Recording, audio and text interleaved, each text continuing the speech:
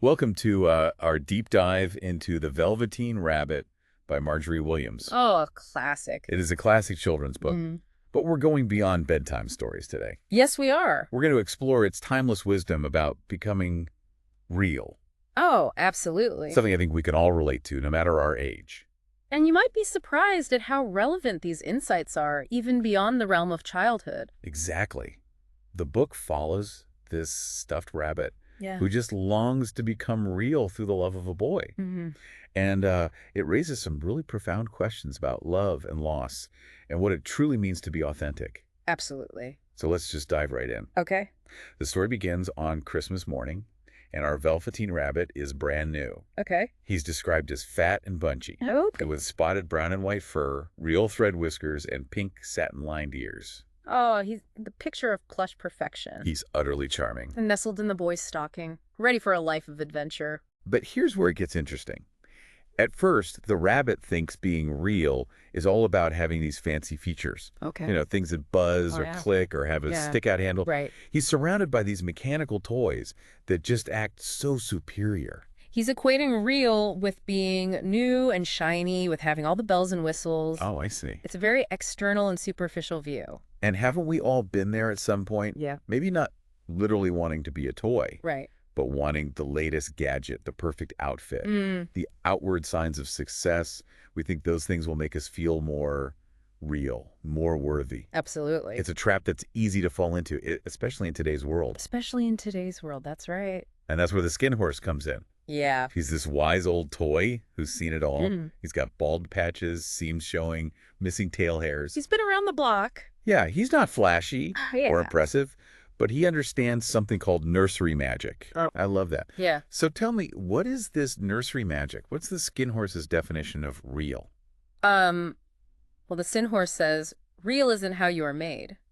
It's a thing that happens to you. Right. When a child loves you for a long, long time, Oh, not just to play with, but really loves you, wow. then you become real. So it's about being loved deeply and unconditionally, letting that love transform you. Exactly. And he makes it clear that becoming real takes time. It can even involve wear and tear. Right. He's not sugarcoating it. Right. It's not always comfortable. Have you ever held back from pursuing something you loved for fear of what it might cost you? Oh, yeah. Maybe a relationship, a creative project, Sure. a dream you've been holding on to. Absolutely. The rabbit's dilemma speaks to that, I think, universal fear of vulnerability. It does. He longs to be real. Yeah. But he's also afraid of the potential for pain and shabbiness. Right. He's clinging to his pristine self, Right. hesitant to let go and embrace the messy, transformative power of genuine experience. It's a conflict I think we can all relate to on some level. Absolutely. We all have that velveteen rabbit inside of us, longing to be real, but also fearing the potential cost. So how did the rabbit's journey toward realness actually begin? Well, it starts with a seemingly insignificant event. Okay. The boy loses his China dog, Oh. and Nana gives him the rabbit as a replacement. Okay. It's a simple act, but it sets everything in motion. It's like those moments in our own lives when something seemingly random happens. Right. But looking back, we realize it was a turning point. It's the power of circumstance, how these unexpected events can Yeah. lead to profound shifts. And from there, the rabbit's relationship with the boy deepens. Mm-hmm. They sleep together, play games and whispers. The boy makes tunnels for him under the bedclothes, Oh, cute. like rabbit burrows. Huh. It's all at those little details, those everyday moments of connection that build intimacy and love. It's beautiful. You can almost feel the bond growing stronger with each shared experience. And then there's this pivotal moment. Nana calls the rabbit just a toy, and the boy passionately declares he isn't a toy. Oh. He's real. What a powerful declaration. It must have meant the world to the rabbit. It's a validation of everything the skin horse said. Yes, it is. It's like the boy's love has given the rabbit a taste of true realness. I agree. But even though the rabbit experiences this profound love with the boy, there are still challenges ahead, Ron. There are. One day, the rabbit encounters wild rabbits in the woods, Okay. and he desperately wants to play with them. Okay. He longs for their acceptance and belonging. It's like he's seeking validation from the outside world, Yeah, even though he's already found it in the boy's love. exactly. And this scene highlights his insecurities. Mm. He feels inadequate, because he doesn't have hind legs like them. Oh, no. He's still measuring himself against others instead of trusting the love he already has. Oh, that's heartbreaking. I can just imagine how disappointed he must have felt. The wild rabbits even reject him, saying he's not real because he can't hop like they do. It's a reminder that even when we experience deep love and acceptance, those old insecurities can still creep in. Oh, they do. We all have those moments of self-doubt. So what happens next? Does the rabbit give up on becoming real? Not at all. Despite the setback, he continues to be deeply loved by the boy. Oh, good. Even as he becomes more worn and shabby, his fur fades, his stuffing gets lumpy. Oh. But the boy's love never wavers. It reinforces the idea that true love sees beyond appearances. It's a beautiful reminder that our worth isn't tied to our external perfection. Yeah. True love sees the essence of who we are, flaws and all. And that brings us to this dramatic turning point in the story. Okay. The boy falls ill. Oh, no. And the doctor orders all of his toys to be burned. Oh, to prevent the spread of infection. Yeah. Talk about raising the stakes. This crisis puts everything to the test. I know it does. The rabbit's newfound realness. Yeah. It's suddenly in jeopardy. He's thrown into a sack with the other discarded toys, Oh. filled with fear and loneliness. Oh, no. He even starts to question whether becoming real was worth the pain and potential loss. It's a moment of reckoning, of existential doubt. Yeah. Has he sacrificed too much for something that can be so easily taken away? It's a question we all grapple with at some point, isn't it? Absolutely. Especially when we experience loss or heartbreak. Yeah. We wonder if it's better to protect ourselves, to keep our hearts closed off. But that's where the story takes a magical turn. It does. Just when things seem bleakest, there's a glimmer of hope. Okay. A tear rolls down the rabbit's cheek Okay. and lands on the ground. Okay. And from that tear, a magical flower sprouts. Wow. It's like the universe is responding to the rabbit's despair, showing him that even in the midst of loss, Yeah. something beautiful and unexpected can emerge. It's a symbol of hope, of transformation. Yeah. It suggests that even our tears, our moments of deepest sadness, can contain the seeds of something new and wondrous. So what happens next? Does the magic flower save the rabbit? It does, but not in the way you might expect. Okay. Out of the flower steps the most beautiful fairy in the world. Oh, wow. The Nursery magic fairy, Okay. who takes care of loved toys, the ones that have become real through the love of a child. It's not just about the rabbit's individual journey anymore. It's about the transformative power of love itself. Exactly. The fairy tells the rabbit, "You were real to the boy because he loved you. Oh, wow. Now you shall be real to everyone." It's like his experience with the boy has unlocked something deeper, something that transcends his individual circumstances. It has. It's about the power of love to connect us, Yeah. to make us feel seen and valued, to make us feel truly real. This is getting really interesting. So how does the fairy make the rabbit real to everyone? She takes him to the forest where the wild rabbits have been dancing. Okay, the same ones. Remember how they rejected him before? Yeah. This time, it's different. The fairy introduces the rabbit as a new playfellow, someone they must be kind to and teach all about Rabbitland. Oh, He's finally accepted into the community he longed to be a part of. that's so wonderful. He finally gets the recognition he's been seeking. But it comes after he's already been made real by the boy's love. Exactly. Yep. And here's the most delightful detail. What's that? The rabbit realizes he now has real hind legs. He can finally hop and dance and play with the wild rabbits just like he always wanted. Oh, that just melts my heart. Oh, His deepest desire has been fulfilled. I know, right? He's a real rabbit in every sense of the word. But it's important to note that this transformation doesn't erase his past. Okay, He still carries the markings of his journey. right. The faded spots, the worn fur reminders of the love that made him who he is. It's like our own scars, our own imperfections. Yeah. They tell the story of our lives, Hmm. the love we've given and received, Yes. the challenges we've overcome. They are proof that we've lived, that we've loved, that we've allowed ourselves to be vulnerable. And they make us who we are. Precisely. So that's the story of how the Velveteen Rabbit became real. Yeah. But the story doesn't end there, does it? It doesn't. There's one final scene that adds another layer of complexity and wonder. I can't wait to hear about it. Oh, it's good. But first, let's take a quick break and come back to explore that ending Okay. in part 2. Sounds good to me. Welcome back to our deep dive into the Velveteen Rabbit. It's amazing how much we've uncovered in this seemingly simple children's story. I know, right?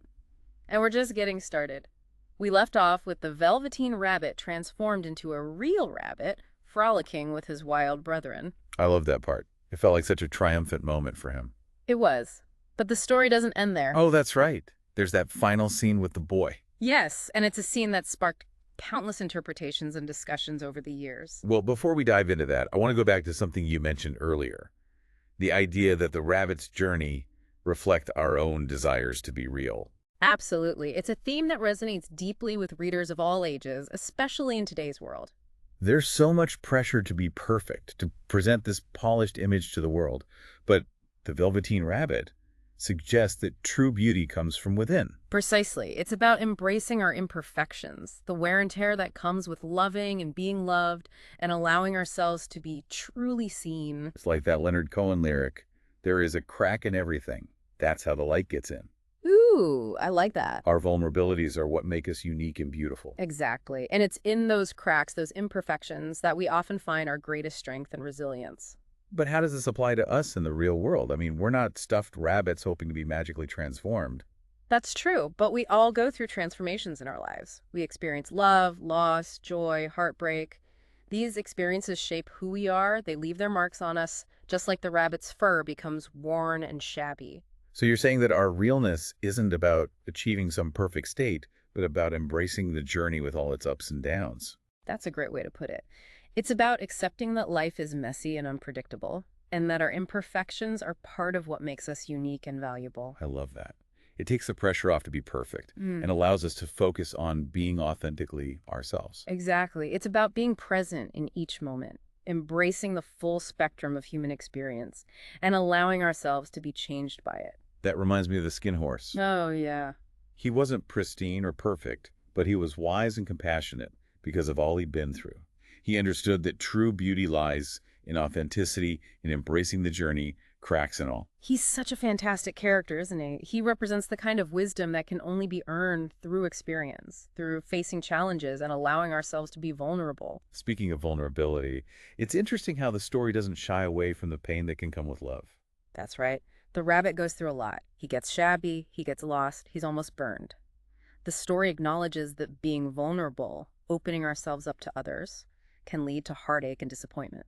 But doesn't true love also require setting boundaries and recognizing when a relationship is no longer healthy? Absolutely.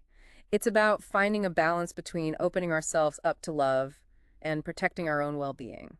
Right. It's not about blindly accepting any and all forms of love, but about being discerning and choosing relationships that nourish and support us. Well said. And I think the story also suggests that the joy and connection we experience through love are worth the risk of being hurt.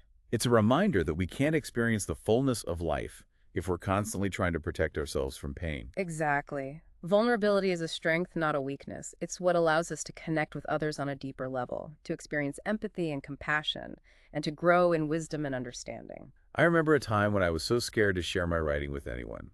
I was terrified of rejection, of being judged and found wanting. Oh, I get it. But then I met this group of writers who encouraged me to share my work, and it was honestly one of the most transformative experiences of my life. It was scary at first, but the connection and support I found were worth the risk. That's a beautiful example. It's in those moments of vulnerability that we often find the greatest rewards. It's like we're all a bit like the Nursery magic fairy. Yeah. We have the power to make others real through our love and attention. What a lovely thought.